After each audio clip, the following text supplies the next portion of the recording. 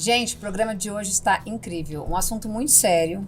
E com uma pessoa que eu sou fã, professor Roque. Tudo bom? A gente não se conhecia, absurdo. Verdade. Sou muito Temos fã. Tantos amigos em comuns. Muitos amigos em comum.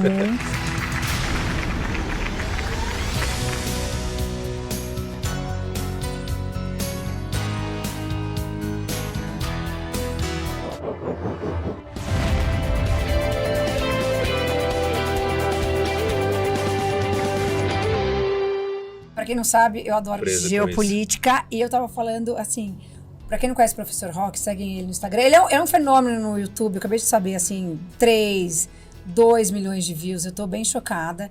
Ele é cientista político, professor, palestrante, já foi deputado, mas a gente falou abafa o caso, porque não vem ao caso, para buscar um Brasil melhor.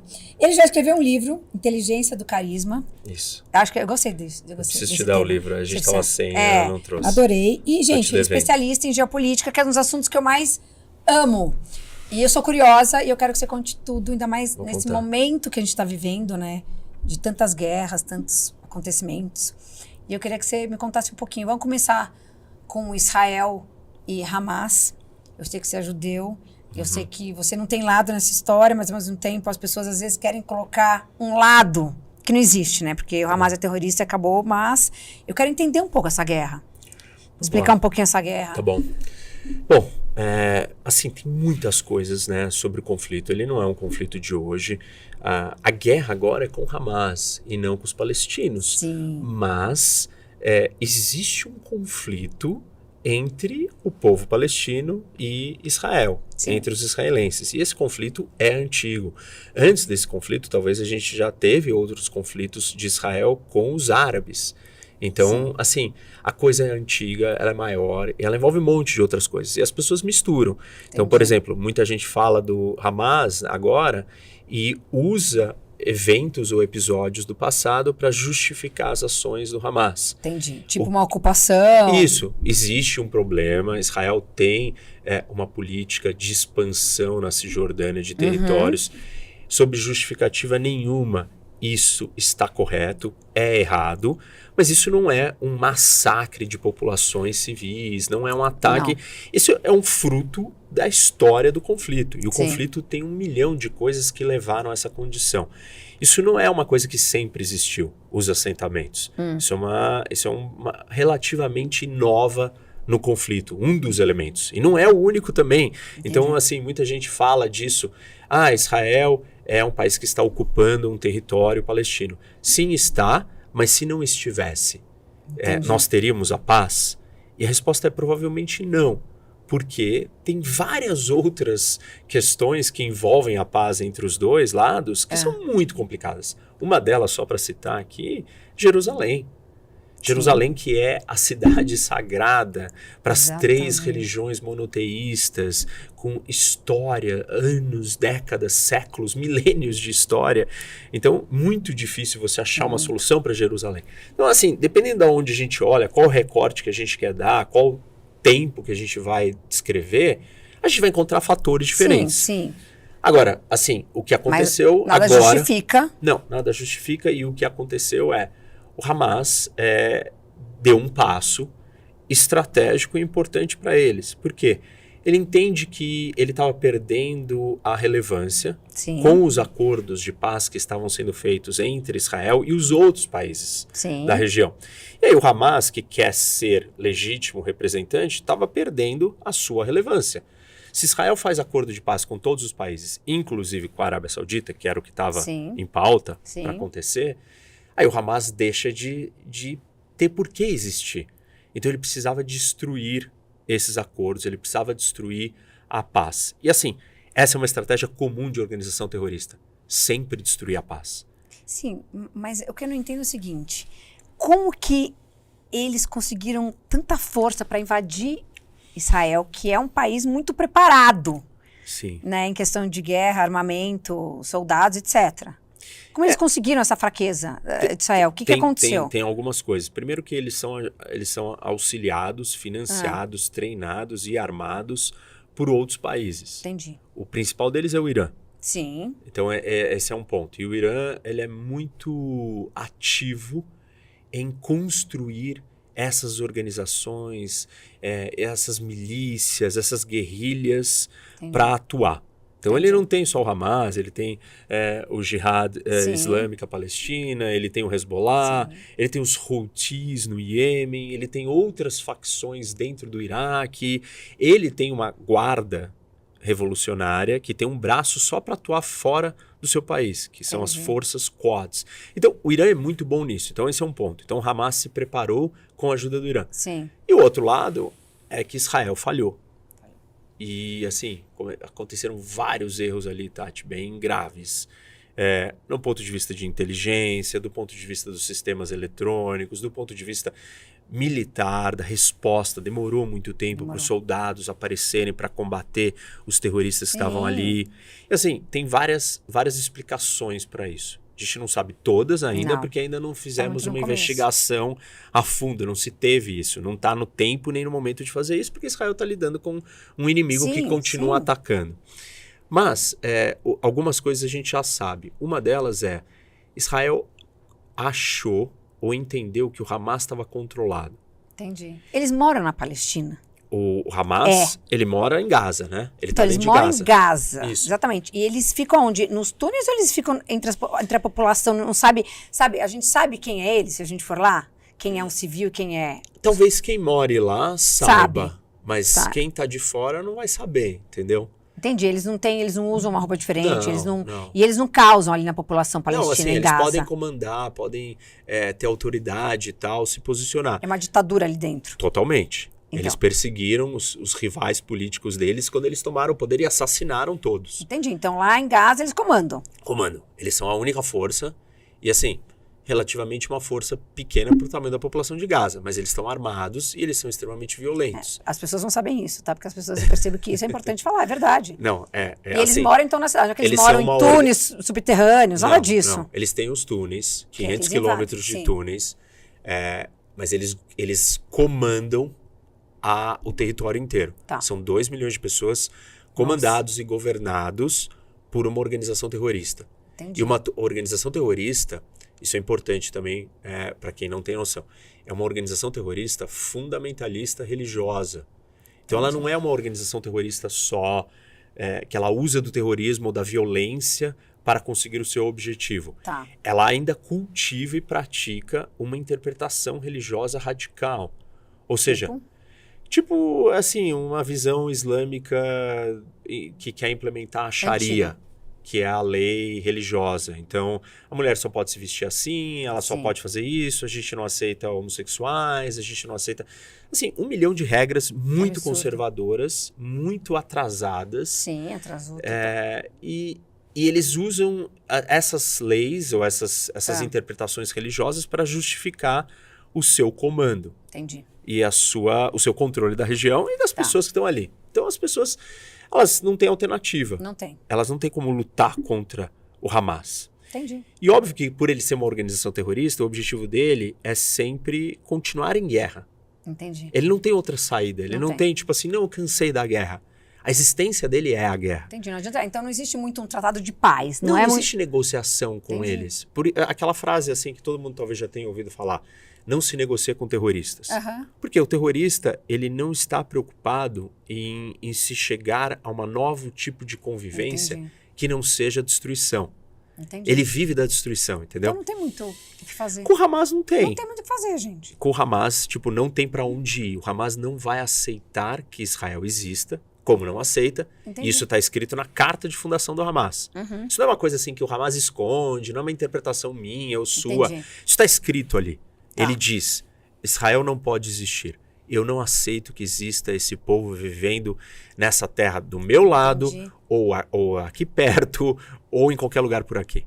Mas Israel achou que eles estavam dormindo ali, estavam neutralizados.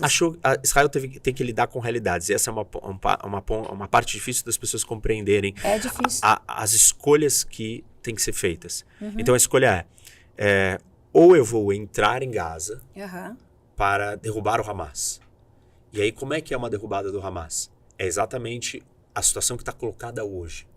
Entrar em Gaza, numa área com essa concentração, essa densidade populacional, que é uma das maiores do mundo. Então tem muita gente vivendo num espaço muito pequeno. Né? Ou seja, então é muito mais difícil de você separar, no meio de uma guerra ou de um combate, pessoas que são inocentes. Sim. E aí Israel pensa assim, bom, se eu for entrar lá para derrubar o Hamas, vai ser muito difícil. Vai. Muitos civis vão morrer, muitos soldados israelenses vão morrer, a guerra midiática vai ser totalmente contra mim, então eu não vou fazer isso. Eu vou tentar mostrar para o Hamas que não vale a pena me atacar. Entendi. Desde que o Hamas tomou o poder em Gaza, até hoje... Que ano que foi isso? Em 2007. Tá. Desde então, Israel sempre teve essa estratégia de lidar com o Hamas. Entendi. Só que depois do último ataque agora, dia 7 de outubro, aí Israel falou assim, não dá. Mudou de figura, entendeu? O Hamas partiu para um outro nível de violência, para um outro patamar. Não, bizarro. E aí Israel falou assim, bom, agora eu preciso derrubar o Hamas. Sim.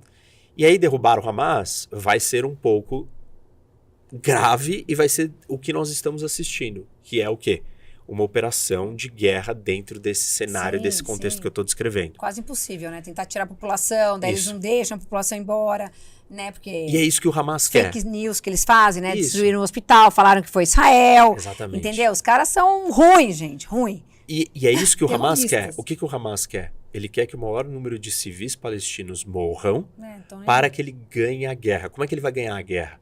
Para que a pressão internacional sobre Israel seja tão grande que Israel seja obrigado a parar. Sim, sim. Porque se fosse uma guerra frente a frente, e a gente estava falando aqui de arte marcial e tal, e lutar, né, e confronto, o Hamas sabe que ele iria perder. Sabe. Então como é que ele vai conseguir ganhar? Mídia. Isso, mídia e usar os inocentes como escudo ou como arma. Entendi. Então ele quer que morram muitos palestinos. Mas, gente, eles não moram lá? Será que eles não têm família ali? Eles não estão preocupados com isso. Eles acreditam numa ideologia radical, fundamentalista. Eles são fanáticos. Degolaram bebê? Isso. Então você imagina o que é uma ideologia fanático, de alguém que está disposto a se suicidar, a se explodir para matar o seu inimigo. Entendi. Você não tem nenhum respeito à vida. Se ele quer matar, né? Se você quer se matar. A família dele, nem não. Então, assim, nós estamos lidando com um outro tipo de violência. Um outro tipo uma violência, assim, sem limites. Para as pessoas que estão assistindo entenderem o quanto que isso é numa proporção, numa escala, vou dar um exemplo do momento que o mundo esteve mais perto da sua destruição. Foi durante a Guerra Fria. Sim. E o maior medo era uma guerra atômica. Sim. E como que a gente evitou que nós tivéssemos uma guerra atômica? Simplesmente o medo dos dois lados de morrerem fez com que eles não jogassem a bomba primeiro. Sim. Então os Estados Unidos viravam para a União Soviética e falavam assim, olha, mesmo que você me ataque primeiro e me destrua, eu vou ter uma capacidade de te retaliar e eu vou destruir todos vocês, então morreremos todos juntos. Entendi. E aí a União Soviética, que era racional, virava e falava assim, eu não quero morrer também. Não. Tipo assim, eu posso até querer matar meu inimigo, mas eu não estou disposto a morrer. O que adiantou eu matar meu inimigo se eu morri? E aí, a gente não teve guerra nuclear. Entendi. E o mundo não acabou por isso. Total. Agora, se a gente pegar e colocar terroristas nessa condição, se eu virar para eles e falar assim, olha, mesmo que você me mate, eu vou te matar, sabe o que eles vão dizer? Excelente, eu vou encontrar com 72 virgens no céu. Meu Deus, senhora. Então, nós estamos lidando com um outro tipo de ideia, de mentalidade, de ideologia. Por isso que chama terrorista, né? Isso. As pessoas... É difícil de entender isso. Para mim é tão claro. Muito, Não é? E aí, assim, então você não tem como lutar com ele em condições normais. Não tem, porque não são pessoas normais. O que a gente tá falando, eles é bomba para destruir o outro, ele mata, ele se mata para destruir o outro. Eles não estão muito preocupados. E eles criaram uma situação que ela é assim, ó. Ou Israel não entra, não faz nada, porque aí não morre ninguém, e aí ninguém condena Israel, ou Israel continua indo atrás deles para trazer justiça, para libertar os seus reféns, para mostrar que não é fraco, porque na lógica da política internacional, se os países não demonstrarem força, os outros vão lá e tiram vantagem de você. Entendi. Então, se você é atacado por alguém que é muito mais fraco e você não reage, todos os seus outros vizinhos vão olhar e falar assim, nossa, tá, vamos lá, que nós vamos terminar com esse inimigo de uma vez por todas. Então você precisa mostrar que as coisas não ficam impunes. Então tem várias coisas que Israel precisa fazer. E óbvio, do ponto de vista mais básico, o direito à autodefesa. Onde você acha que vai terminar isso? Existe uma possibilidade cada dia maior de o conflito escalar. Tá. Piorar. Melhor. E o que é escalar? Escalar são outros países entrarem no conflito. Quais seriam? Primeiros não seriam países, seriam outras organizações terroristas. Tá. Tipo, Hezbollah. A principal Hezbollah, que está no Líbano, que é no norte de Israel. Hezbollah atacando Israel. Tá. O Hezbollah é um braço, uma extensão do Irã. E até que ponto, uma vez que o Hezbollah entre, Israel não decida, então, retaliar ao Irã, ou o próprio Irã decida participar de uma vez, diretamente. Ninguém acredita que o Irã queira participar diretamente. Eu achei que não. Também acho que não. Porque eles falaram que não sei, pelo que eu li. Que eles não estão, que o Hezbollah, que eles não estão juntos, não foi isso? Estou falando em português claro para quem não entende. Assim, o que todo mundo tem certeza, o que todo mundo entende é que o Irã não está disposto a entrar numa guerra aberta contra Israel. Ou contra os Estados Unidos, né? Isso, porque uma guerra aberta contra Israel seria uma guerra aberta contra os Estados Unidos. Não querem. Mas, como que funciona a relação de poder em países nessa situação de competição? Tá. Eu faço um pequeno ataque a você. Tá. E você vira e fala assim, eu não posso retaliar de uma forma muito acima, porque senão eu vou provocar uma escalada e a gente pode acabar entrando em guerra. Tá. Então você responde de um jeito pequeno também. Tá. E a gente fica nessa, a gente meio que sente qual é a linha do limite Entendi. que cada um pode ir. O que está acontecendo? Com a situação agora, talvez essa linha de onde é o limite, ela não está ficando clara. E aí é fácil da gente perder o limite e alguém fazer um ataque maior que o outro vira e fale assim, eu vou retaliar na mesma medida. Entendi. E ao retaliar na mesma medida, você tirou todos os limites. E aí é uma bola de neve. E assim, e o Oriente Médio, ele é um lugar propício, historicamente, onde isso acontece. Você lembra da Primavera Árabe? Sim, mas não a Arábia Saudita, porque eu vejo que a Arábia Saudita, os Emirados Árabes querem agora o turismo, eles querem paz, porque eles querem tipo, sair só de ficar lá com o... que eles sabem que vai ter, sei lá, daqui a pouco eles não podem depender só do petróleo, não é isso? Exatamente então, isso. eles querem fazer as relações com os outros países. E acho que isso que está causando tudo isso, né? Então... Mas aí tem Irã, tem a Cisjordânia, tem outros que querem outras coisas. E assim, e tem um elemento que nem a Arábia Saudita e nem os outros países árabes controlam, que é a opinião pública. As ruas. As ruas são movidas por paixões, por teorias da conspiração, por fake news, por um ódio de passado, por ressentimentos de conflito que existiu mesmo. Então, assim, nós estamos assistindo muitos protestos em vários países. E esses Arábia Saudita, Emirados, Egito, Jordânia, todos têm medo de serem derrubados por uma revolução interna. Entendi. Então, eles também não querem defender Israel. Entendi. Porque isso pode ser problemático para a sobrevivência deles. Mas se a situação for muito grave, muito caótica... O que você acha que acontece? A gente pode ter uma nova Primavera Árabe. E essa Primavera Árabe se torna um campo fértil para radicais. Como foi a primeira? Ela começou como insatisfação real da população, só que ela acabou virando um vácuo de poder, de oportunidade para os radicais chegarem no poder. Sempre assim, né? Isso. E aí... Os radicais sempre chegam antes. Porque eles estão prontos ali, eles são mais violentos que os democratas, entendeu? Eles estão dispostos a fazer coisas que as pessoas que só querem liberdade, querem lutar por direitos, não estão dispostas. E aí eles acabam controlando todo mundo na força. Então, assim, existe um risco da situação continuar escalando, e você começar a ter instabilidade dentro de cada um desses países. E aí esses países revisarem a relação que eles têm com Israel.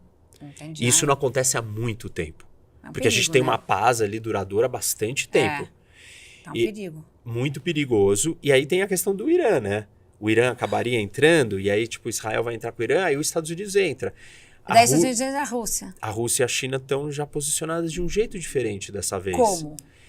a Rússia, pela primeira vez, começou a criticar Israel publicamente. Meu Deus, mas eles não têm nem força agora, lutando contra a Ucrânia. Mas o mundo está dividido entre 2 grandes blocos, Tati. Que é o bloco das ditaduras, que é China, Rússia, Irã, Coreia do Norte, e o bloco das democracias. Então, a guerra da Ucrânia fez a Rússia ficar do lado da China e do lado do Irã. Sim. Quem fornece vários dos equipamentos para a Rússia é o Irã.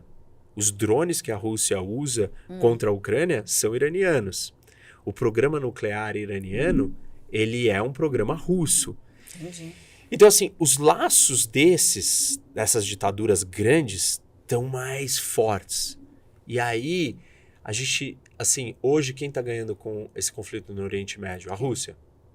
Por quê? Estão esquecendo da guerra. Isso, ninguém mais fala da Ucrânia. É isso que eu ia falar. E é uma guerra muito louca na minha cabeça, sabia? Porque ninguém, assim, os Estados Unidos eu acho que, tô falando aqui por alto, eu não sou especialista, pode ser que eu adoro, mas eu não sou especialista. Mas ninguém faz nada. O Biden, eu acho que foi, não vou falar a palavra...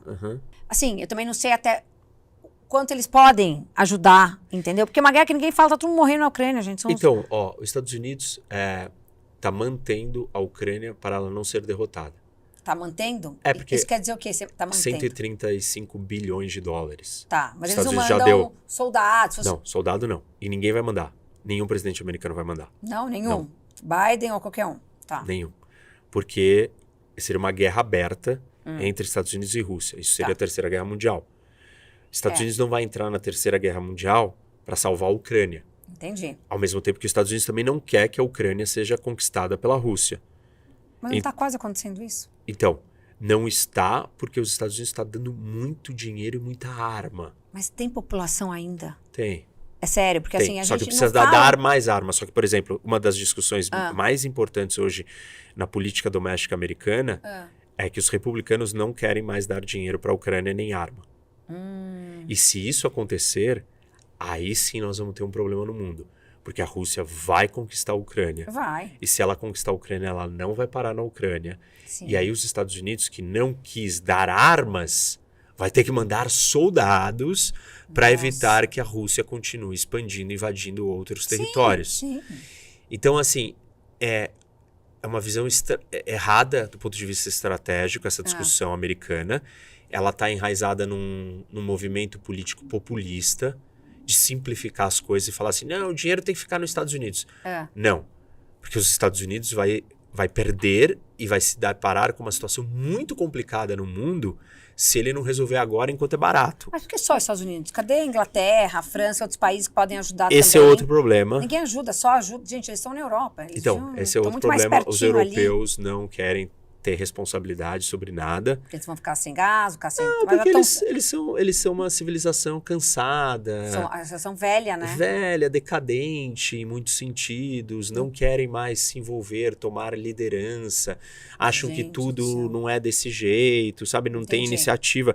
São meio lentos. E aí as coisas vão acontecendo e quando eles verem vai ser tarde demais. Tarde demais, daqui a pouco eles são invadidos. Mas é difícil de você fazer eles entenderem isso.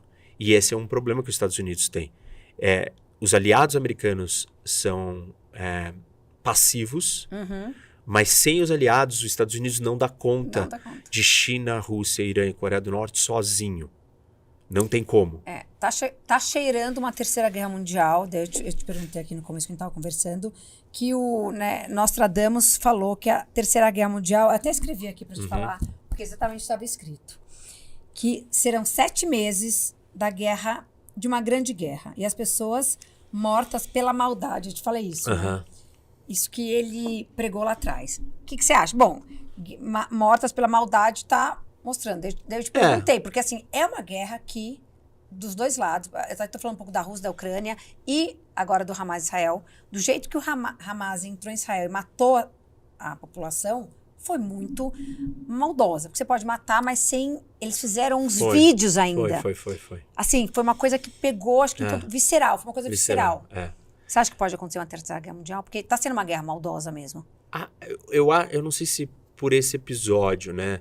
Mas nós estamos caminhando, o mundo caminha para um grande confronto. Um grande conflito. Que vai ser uma terceira guerra mundial, em algum momento. Eu não acho que ela vai ser do mesmo jeito que foi a primeira e a segunda, que você tem 3, 4 de um lado, 3, 4 de outro, e aí elas entram em choque. Tá. Eu acho que ela começa diferente. Acho que ela começa com cada um criando problemas no seu quintal. Então, Entendi. a Rússia invadindo a Ucrânia, o Irã atacando Israel, a China vai querer capturar Taiwan, a Coreia do Norte vai atacar a Coreia do Sul. E aí você está deflagrado com uma situação de caos em vários lugares. E aí quem é que vai ter que ir lá salvar e ajudar todos esses grupos? Ou os Estados Unidos. Sempre os Estados Unidos. Porque tipo, o resto do mundo é passivo, entendeu? Não tem nem armamento pra isso, né? Não tem armamento, não tem atitude, não tem responsabilidade, acha que, sei lá, tanto faz, não vai fazer diferença. E aí, assim, se os Estados Unidos tiver que lidar com tudo isso sozinho, sem aliados, ele não vai dar conta. E nesse momento, esses países vão se juntar e vão tentar, então, impor a sua maneira de conduzir o mundo. Entendi. Mas você acha que não vai rolar uma bomba atômica? Então, quando perguntaram... falando em português bem claro, né? Quando perguntaram para o Einstein, né, como que ele achava que ia ser a Terceira Guerra Mundial. E a resposta dele foi assim, como que vai ser travada? Ele respondeu assim, eu não sei como que a Terceira Guerra vai ser. Eu só sei que a Quarta Guerra Mundial vai ser entre paus e pedras. Porque a terceira, obviamente, vai destruir tudo. Total. E todo mundo. E nós vamos voltar para a Idade da Pedra. E aí, quando a gente tiver a Quarta Guerra Mundial, a gente vai estar lutando com pau e pedra. Nossa, muito verdade. A Terceira Guerra Mundial tem uma alta chance de ter o uso de uma bomba atômica. Mas, por outro lado, quando a gente olha para a história, na Guerra Fria não se usou a bomba atômica. Não. Por quê? Porque todo mundo sabia do potencial de acabar com o mundo. Sim. Eu também acho que dessa vez eles vão saber, mas nós estamos caminhando para cenários no mundo onde está parecendo que é normal ou aceitável ameaçar e falar em uso de bomba atômica. Não vai ameaçando, né? Isso. Então, assim, tem situações que elas são não intencionais. Erros de leitura, percepção, tem um monte de questões numa discussão de uma guerra atômica que podem acontecer e desencadear uma escalada e uma perda do controle. Então, assim, isso não é impossível de acontecer racionalmente, eu não acredito. Mas aí a gente tem que lidar também com os irracionais. Sim, a gente não sabe. E quem tem bomba atômica? Estados Unidos, Rússia? São 5 países do Coreia, Conselho de Segurança, 5 permanentes. Tá. Esses são autorizados. Então, Estados Unidos, França, Reino Unido, Rússia e China. Esses podem ter. Isso, eles podem ter bomba. Podem ter, tá. Eles são autorizados, tem um tratado internacional que fala, vocês podem ter a bomba atômica. Legal. ONU? Isso é ONU? Esse tratado, não? É um tratado chamado Tratado de Não Proliferação. Tá. É um tratado internacional. Todos os países assinaram, com exceção de 3. Que também são 3 que têm a bomba. Índia, Paquistão e Israel. Entendi. Esses 3 nunca assinaram e também têm a bomba. Então, são 5 mais 3, 8. Só que aí tem mais um, que é a Coreia do Norte. Que ela assinou, mas ela rasgou o tratado. Ai, Jesus. E aí ela é o 9º país que tem bomba atômica. O Irã tem um programa nuclear que está tentando construir a sua bomba. Mas ele ainda não tem. Quando ele tiver, ele vai testar para mostrar para todo mundo que ele tem. Nossa. E aí, assim, quanto mais países tiverem bomba atômica, mais instável o mundo é. Sim. Porque existe mais chance de alguém jogar uma bomba ou jogar a primeira bomba. E a bomba detona só um espaço ou o país inteiro? Ou Depende você pode da determinar? potência da bomba. Porque os Estados Unidos mandou para o Japão uma vez. Isso, a única vez que foi usada, os Estados Foi na Unidos... Guerra de Pearl Harbor, né? Na Segunda Guerra Mundial, os Estados Unidos jogou 2 bombas atômicas, em Hiroshima e Nagasaki. Sim. Essas 2 bombas causaram uma destruição, foram as primeiras bombas a serem construídas. Entendi. E eram as menores de todas. Elas eram ínfimas, elas eram muito pequenas. Hoje, existem bombas com capacidades de destruir países inteiros. Entendi. E o número de bombas que se tem são números altíssimos. Então, assim, dependendo da bomba, ela destrói uma cidade inteira. Dependendo da bomba, ela destrói um país inteiro. Entendi. Mas uma bomba atômica ela tem outras consequências, né? Primeiro, a retaliação. Sim. Ninguém que levar uma bomba atômica não vai jogar uma bomba atômica de volta. Sim, daí vai... Isso. E aí tem a radiação, tem uma série de outros problemas que destruiriam e acabariam com a vida na Terra. Por isso que ninguém acha que isso é possível. Mas sempre podem existir erros de percepção, porque assim, uma das lógicas da guerra nuclear é: você tem bomba atômica, eu tenho bomba atômica. Tá. Você sabe que se eu lançar uma bomba atômica para você, tem um tempo até essa bomba chegar aí. Nesse meio tempo, o que você faz? Você lança a sua também. Você fala, beleza, eu vou morrer, então você também vai morrer agora, porque eu já vou morrer, já era, então eu lanço a minha. Só que quando você acha que eu lancei e você lança a sua, eu posso não ter lançado. Pode ter tido um erro de percepção do lançamento que fez você lançar. Mas tem algum satélite que vê isso? Isso, são vários satélites. Aí entra o que a gente estava conversando da geopolítica do espaço, da astropolítica. Geopolítica do espaço, vai contar isso, que eu não consigo entender direito ainda.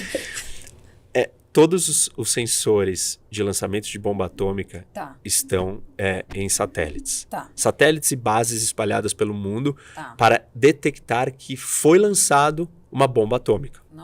Para que você tenha um tempo. Então, o presidente americano, por exemplo, uma bomba é lançada de outro país inimigo. Ele tem um tempo curto para tomar uma decisão antes que essa bomba caia de contra-atacar. De retaliar. Tem como estourar essa bomba no espaço? Se você estourar, tem. Isso é um programa, um programa de defesa antiaérea que os Estados Unidos criou isso. Não funciona, não conseguiu ser testado para ser um escudo perfeito. Essa é uma questão. Existe outra possibilidade de você jogar uma bomba atômica e detonar ela antes de ela chegar no solo. Entendi. Você detona ela em cima na atmosfera do país. Entendi. Isso chama um pulso eletromagnético que cria e você destrói tudo no país, menos as pessoas. Ninguém morre.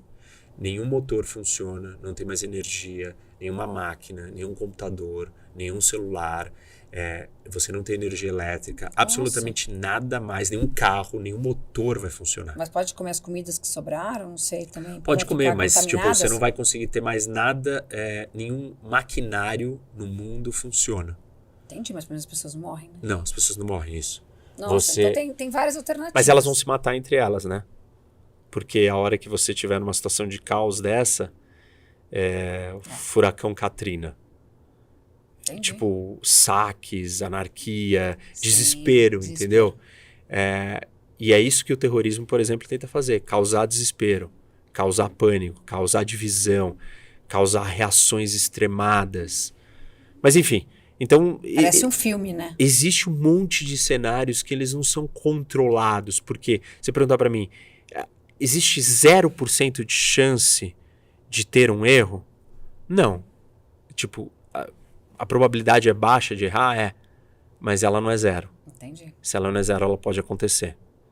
Então, assim, quando você aumenta o número de países com bombas atômicas, você começa a criar várias situações diferentes em vários lugares onde isso possa acontecer. E gera o caos, né?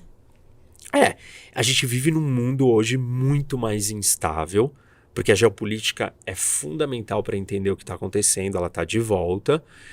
E, assim, na verdade sempre foi assim. Nós tivemos um período, uma janela de calmaria. Daí eu te perguntei, o que é geopolítica, né? Porque, você estava explicando, não é um tabuleiro. Isso, porque assim... É um tabuleiro. Nós não existimos no vácuo. Tá. Então, existe um contexto. Sim. Você está inserida, aqui nós estamos num lugar físico. Esse lugar tem características. Essas características nos afetam. Imagina que se aqui, nesse estúdio, a temperatura fosse menos 30 graus. Você ia estar com máscara na cara. Sim. Então, a sua interação, a capacidade de eu te ouvir ia ser comprometida pela realidade do espaço que você está inserido. Entendi. Imagina se fosse, sei lá, 60 graus. Você não ia estar assim, a gente ia ter que estar vestido de outro jeito, a gente não ia estar aguentando. Então, o ambiente, ele molda o ser humano. Entendi. E qual é o ambiente? A geografia. A combinação da geografia com a política cria contextos e cenários específicos de como as nações vão se comportar. Entendi. E a geopolítica explica, então, como que os países se comportam, não de acordo com a religião, não de acordo com as instituições, não de acordo com o colonialismo, de acordo com a geografia. Entendi. Isso é a geopolítica. E conquistas de território. Isso, porque você vive num lugar, num espaço, e vários geopolíticos entendem que a nação, ou o Estado, ou o país, ele precisa expandir e crescer. Entendi. Então ele precisa de mais espaço. Então a briga por espaço é porque ninguém existe no vácuo. Você precisa do espaço. Não, e às vezes porque a pessoa quer um mar para poder... Isso. E não tem um mar. Porque o espaço específico de certos lugares é melhor do que outros. Sim, então... Ter saída para o mar é muito mais importante do que não ter. É um território que tenha... Landlocked countries. Os países que não têm saída para o mar são países muito mais pobres, com exceções. A Suíça é uma exceção. Sim. Por quê? Não porque ela não tem... Porque, na verdade, quando você não tem saída para o mar, o seu vizinho afeta demais quem é você. Total. Se a gente colocasse o vizinho do Paraguai, a Alemanha, a França e a Itália, como a Suíça tem, provavelmente o Paraguai seria um país igual à Suíça. Sim, total. Entendeu? Então, assim, o lugar que você tá vai dizer quem você é. Quais são suas possibilidades. Sim, mas, por exemplo, na Arábia Saudita eles têm muito mais petróleo que no Brasil. Recurso natural, isso é geografia. Mas, por exemplo, não é por isso que outros países vão lá e tentam pegar essa terra, porque gera trilhões. Muita gente acha que tentam pegar por isso, porque tem recurso natural. Entendi. Recurso natural é um elemento geopolítico. Entendi. Porque é um negócio que vem da natureza, da terra, do contexto. Entendi. A geografia ela é o tabuleiro. Entendi. Onde o jogo está sendo jogado. E aí o que tem nesse tabuleiro? Tem um monte de coisa. Tem, características geográficas que me dão riqueza. Rio navegável, me dá riqueza. Saída para o mar, me dá riqueza. Outras coisas me atrapalham. O clima me atrapalha. Sim. O clima tropical atrapalha. Sim. O desenvolvimento das nações. Tipo, outras coisas que te dão... Atrapalha o clima tropical? Atrapalha. Por quê? Porque... O frio atrapalha muito mais. Não existe nenhum país no mundo desenvolvido tropical. Mas por que isso? Porque no clima tropical você tem doenças tropicais que não foram erradicadas, que não existem em outros lugares. Hoje, depois da pandemia, a gente entende o impacto de uma doença no desenvolvimento de uma nação. Sim. Então, malária, dengue, febre amarela, zika, chikungunya, são todas doenças tropicais. Elas só afetam os países tropicais. Entendi. Esse é um elemento. Tá. Outro elemento. O solo do país tropical, ele não é bom para o plantio. O Brasil, a nossa grande produção agrícola, ela era maior e melhor no sul, que é o lugar menos tropical. Sim. Nós conseguimos alterar o solo do Brasil, do Cerrado, geneticamente, mudando a geografia. Por isso que geografia não é determinista. Entendi. Porque você pode alterá-la, mas não é fácil alterá-la. Não. Mas é diferente você ter o Midwest americano, numa zona temperada, com 4 estações, com solo mais fértil, com clima mais ameno, por isso que chama temperado, não é extremo, do que você plantar soja no Cerrado brasileiro. Nós conseguimos dar esse salto, mas levou muito tempo, porque nós tivemos que vencer a barreira da geografia, entendeu? É uma loucura isso, né? Então, a geografia, ela explica muitas coisas, e é uma explicação básica e fundamental. Sim. E recurso natural é sobre geografia. Tipo, se tem minério, se tem petróleo, se tem lítio, se tem todas as coisas veio da natureza. Sim. Veio da geografia. Melhor, tem mais riqueza. Isso. Entendi. E aí, seu país é Singapura. Está no Estreito de Malaca. É uma das maiores rotas de navegação do mundo. Sim. Você está num lugar mega estratégico. Se você está jogado, onde está o Peru, isolado do mundo inteiro. Verdade. Tipo, assim, você está numa situação muito mais difícil como país. Verdade. Por isso que Singapura é uma cidade-nação tão rica e próspera, mesmo estando num clima tropical. Porque um outro elemento geográfico... ajuda ela. Isso. Então, assim, quando você olha para a geografia, são infinitos fatores que te ajudam a explicar o mundo. E são explicações mais sólidas. Por quê? Porque a geografia está dada. Entendi. Ela raramente tá ali, né? vai mudar. Assim, a tecnologia muda a geografia. Sabe um dia, né? Não, ela vai mudando. Por exemplo, a gente saiu da navegação à vela, e aí a rota para chegar na Índia era uma. Você tinha que pegar o vento certo. A hora que você foi lá e construiu o canal de Suez e navegação a propulsão, Sim. Você vai lá e faz um caminho muito mais curto. Então você altera a geografia. Total. Mas isso não é fácil e a gente consegue ver esses movimentos acontecendo. Então a geopolítica explica muito do que está acontecendo. E na geopolítica a gente tem assim, você olha para esse tabuleiro e aí nele você tenta encontrar ou controlar ou acessar rotas de comunicação. Entendi. Porque como é que eu vou me relacionar com os outros países se eu não acesso eles? Entendi. Então eu preciso ter a rota. Qual é a rota? É marítima, é aérea, é cibernética, é espacial. Então, mas essa espacial Então, que você falou. eu estava te falando de um conceito que é o Global Commons. Qual é o jeito de você acessar todos os países do mundo? Tem 4 jeitos somente. Tá. Ou pelo mar, que é o mais barato de todos. Ou pelo ar, voando. Tá. Ou pelo digital, que você se conecta com qualquer gente, Sim. qualquer pessoa em qualquer lugar do mundo. Ou pelo espaço. E o espaço, você chega literalmente em todos os lugares. Sim. Então, aqueles que têm uma vantagem neste palco, neste ambiente, têm uma vantagem de exercer poder, projetar poder, controlar quem entra e quem sai, estar primeiro posicionado no lugar mais importante. Então, assim, controlar o espaço é uma vantagem geopolítica do futuro, para onde nós estamos caminhando. Porque as pessoas têm satélite, os países têm satélite em cima do seu país ou não? Não, na órbita. Na órbita. Tá. São várias órbitas, Tá. São 3 grandes órbitas, cada uma delas tem as suas características. Tá. Hoje, e eles podem, e assim, os Estados Unidos colocou esse lugarzinho. Isso, tem um limite de quantos você consegue colocar, porque vai começar a bater um no outro. Tem um acordo para isso. Tem um acordo, tem uma organização internacional que é responsável por isso. Tá. Você vai lá e coloca a sua licença e fala assim, eu quero autorização para mandar um satélite para a órbita tal. Tá. E aí você consegue a licença e você pode colocar.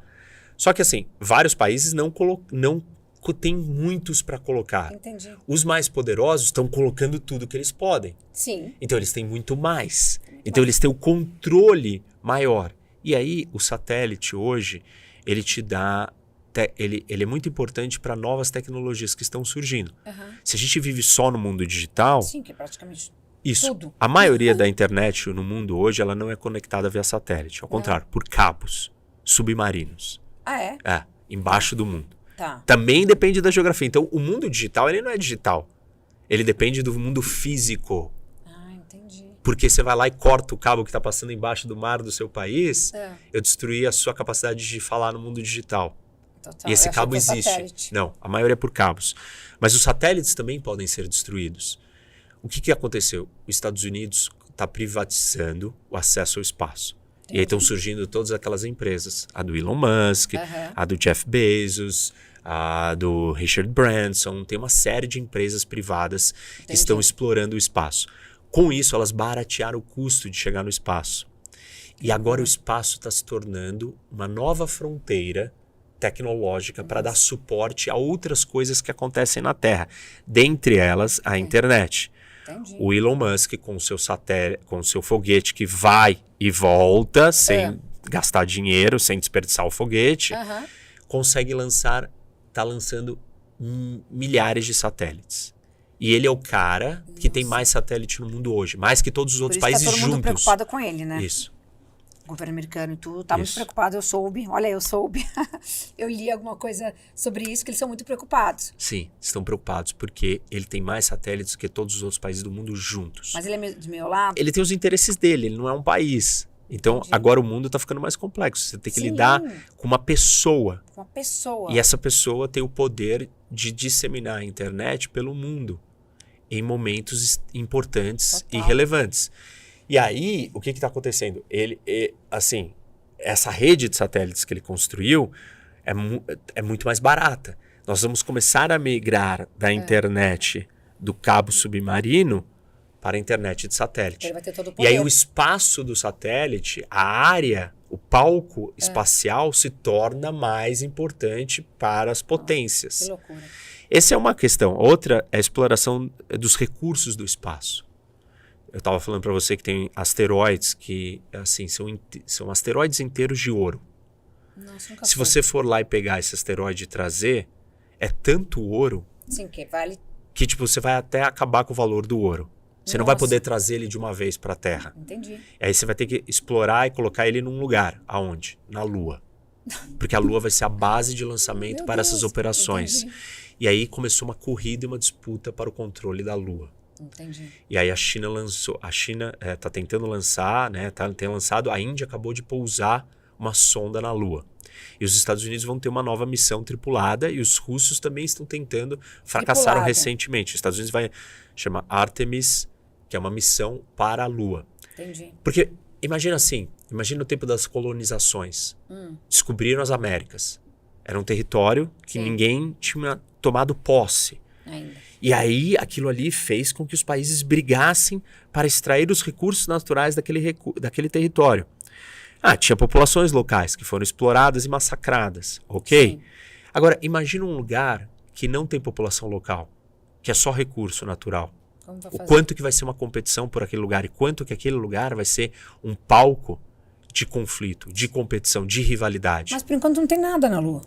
Tem recursos, tem minérios, tem água e ela vai ser a base de lançamento para todas as outras explorações minerais em todos os lugares. Um caos mais ainda. O mundo já está um caos. Vai, porque eles vão lutar pela Lua, entendeu, Tati? Eles vão ir lá brigar pela Lua. Por isso que isso é a geopolítica do espaço, isso é a astropolítica. Nossa, acho que... E assim, a Lua é só o primeiro passo, porque é óbvio que a gente está falando da possibilidade de sair pro cosmos, pra galáxia.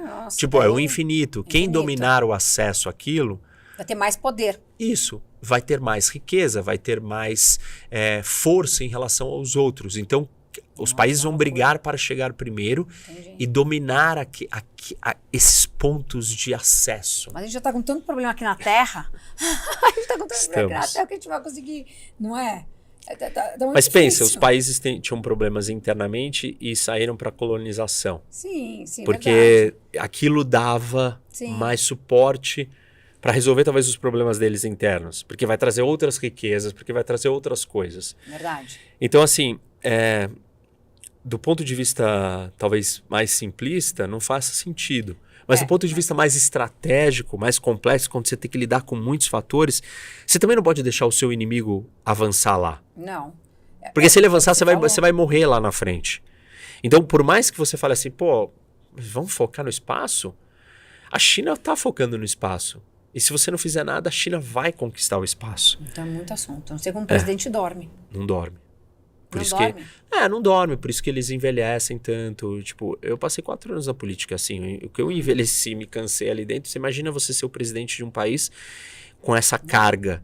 Tipo, você olha as fotos de todos os presidentes 4, 8 anos depois, eles são figuras, assim, transformadas. Destruídas. Porque você não consegue dormir. É muito problema, né? É muito problema, é muita pressão. Porque eles querem voltar. Porque você, tipo assim... É o poder que... Tem gente que volta pelo poder, tem gente que volta pelo sentido de missão, de propósito. Difícil, né? Quando você tem muita missão, muito propósito, é difícil. Na política... Mas a política é o lugar onde você tem mais poder. Sim. Tudo bem que é o lugar que você não vai mudar, pode não mudar tanta coisa, mas é o lugar ali da tomada de decisão chave. Você não consegue mudar o sistema. Mas se você não estiver lá, vai estar outro pior que você. Enfim, tem vários raciocínios que levam as pessoas a continuarem na política por ideal. A gente sabe que a maioria não é por ideal nem por propósito, é por interesses próprios. E esse é o problema, porque a função do político é servir e não se autosservir. Sim. E esse é um conceito difícil. Putin, ele fica na Rússia. Ele deve ficar bem escondido, né? Ele tem vários palácios, vários lugares. A população não ficou contra ele com essa guerra da Ucrânia? Não, a Rússia é um dos países, Tati, onde a manipulação ela é muito poderosa e muito bem feita. O Putin, ele tem uma capacidade de manipular as narrativas de um jeito, assim... Não igual na China. Na China, tudo é controlado o que vai ser dito.